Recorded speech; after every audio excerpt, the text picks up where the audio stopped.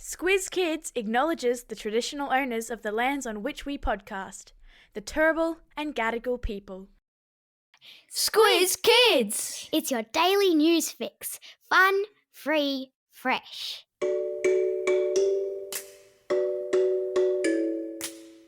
Hello and welcome to Squiz Kids Today, your fresh take on what's happening in the world around you. I'm Christy Kijarina. It's Thursday, July 20.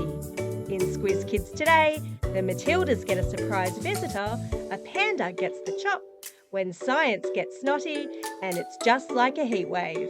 That's what's making news, kid style. The lowdown. Do you have a hero that you look up to and wish you could be just like? Now imagine you're sitting in a room watching a video of that person and you turn around and there they are. That's exactly what happened to the Matildas this week. The Aussie women's soccer team are in their final days of preparation for the FIFA Women's World Cup. They're getting ready to be the very best they can possibly be. Many of them are thinking about their own sporting idols, including Cathy Freeman. You won't have been born when the Olympic Games were held in Sydney in the year 2000, but a young Aboriginal woman named Cathy held the hopes of Australia on her shoulders, winning gold in the women's 400-metre sprint. Ask your parents, it was a really big deal. This week, the Matildas were gathered together watching this historic moment when they turned around and there was Cathy. We've stuck a link to the video in your episode notes. It was pretty emotional. If anyone understands the excitement and pressure that these women are under, then Cathy definitely does. There were hugs and tears as the athletes listened to Cathy's advice and motivation. When the Aussie women step out onto the ground against the Republic of Ireland in Sydney tonight, let's hope they take some of Cathy Freeman's magic with them. And if you want to find out more about the unexpected history of women's football, we released a shortcut on it earlier this week. I've stuck a link in your episode notes. Why not pop it on in the car on your way to sport on Saturday morning?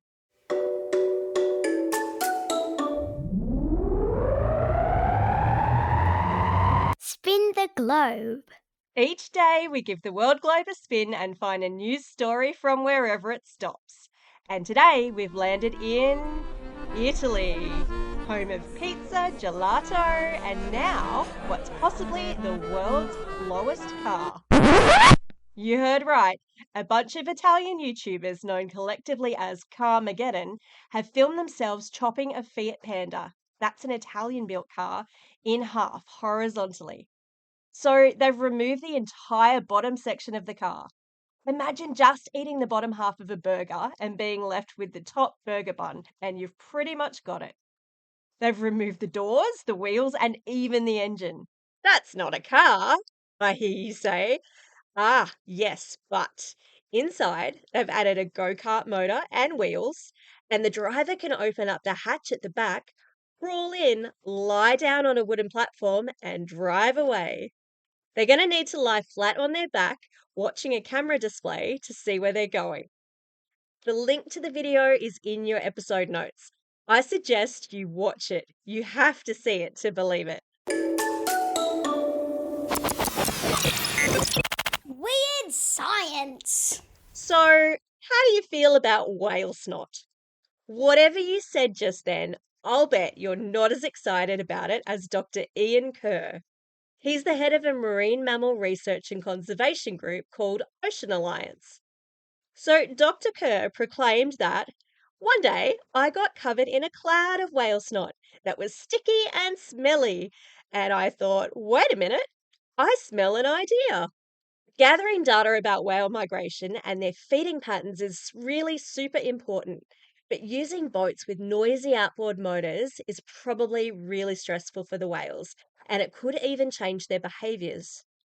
But that all changed after Dr. Kerr's snot encounter. It was a light bulb moment, meaning that it changed completely how he thought about the whole thing. He decided then to build drones to quietly approach the whales, collect the snot from their massive blowholes to gather information about their health, while at the same time sticking small GPS trackers to them to learn about where they go and what they do. Just another day in the office. It seems like Dr. Kerr's having a whale of a time. Oops, there goes my first mum joke buzzer.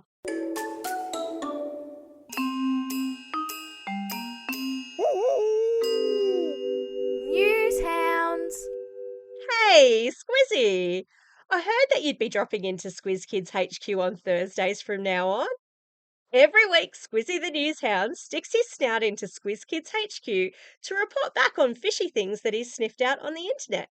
And today, Squizzy's nose is a twitching because he's come across some disinformation about climate change on the internet. So, disinformation is when people purposefully spread misleading information. And Squizzy's discovered a tweet that shows satellite images of sea ice in the Arctic, both in 2006 and then again in 2023, that appear to cover a similar area. The author of the tweet uses these pictures alone to draw the conclusion that global warming is a hoax, meaning that it's not real.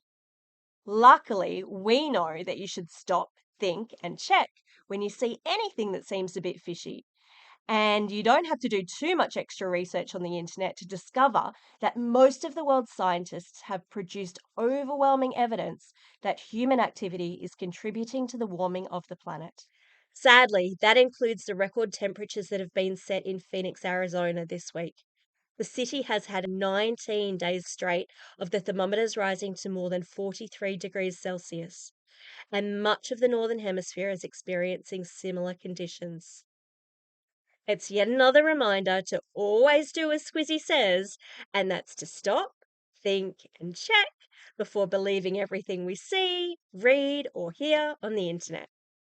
Thanks, Squizzy. You've done it again.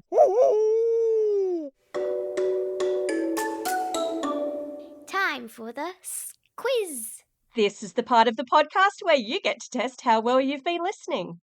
Question number 1. Who dropped in to inspire the Matildas before the FIFA Women's World Cup?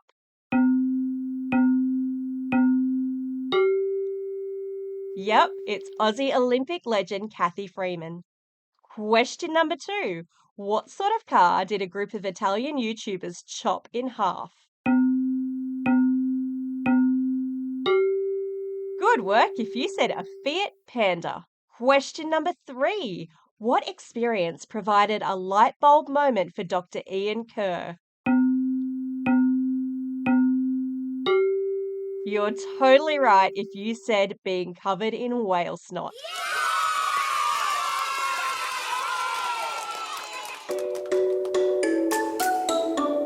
Shout outs. It's July 20. Do you recognise this voice? It's one small step for man, one giant leap for mankind. That's Apollo astronaut Neil Armstrong as he steps out onto the surface of the moon for the first time way back in 1969. I've popped a video in your episode notes. That was a pretty special day. It's also a special day for these Squiz Kids celebrating a birthday today. Jessica from Junee, Ray from Point Cook, Tasman from Newraba, Max from Beecroft, Jack from Katara, Willow from Narromine, Adam from the Gold Coast, Bray from Winona, and Bob from DY. And belated birthday shout-outs go to Archie from Wagga Wagga, Mateus from Wangara, Santino from Katara, and Cassiano from Brisbane. Also, as a note, if you're just tuning back in after the school holidays, we did lots of belated birthday shout-outs in last week's podcast.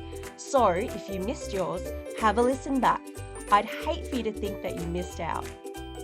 Classroom shout-outs today go to Class Blue 1 and Mrs. Ryan at Ellenbrook Primary School, Class 6B and Ms. Gregg at Somerville House in Brisbane, Class 3-4S and Mrs. Stapley at Beecroft Public School, Class 3-4P and Miss Pearce at Russell Lee Public School, Class 6G and Mrs. Garton at North Rocks Public School, and Class 5-6Y with Mrs. Young and Mr. Convey at Warnervale Public School in Hamlin Terrace. Lastly, but not leastly, to the students at St Joseph's Primary School in Narrandera and Mr. Pratt, who is celebrating a birthday this weekend. Don't forget, if you've got a birthday coming up and you want a shout out, or if you want a classroom shout out, drop us a line at squizkids@thesquiz.com.au or fill out the form on our website. That's all we have time for. Thanks for listening to Squiz Kids today. We'll be back again tomorrow with the Kids vs. Adults weekly news squiz. Good luck, kids. We know you've got this. In the meantime, get out there and have a most excellent day. Over and out.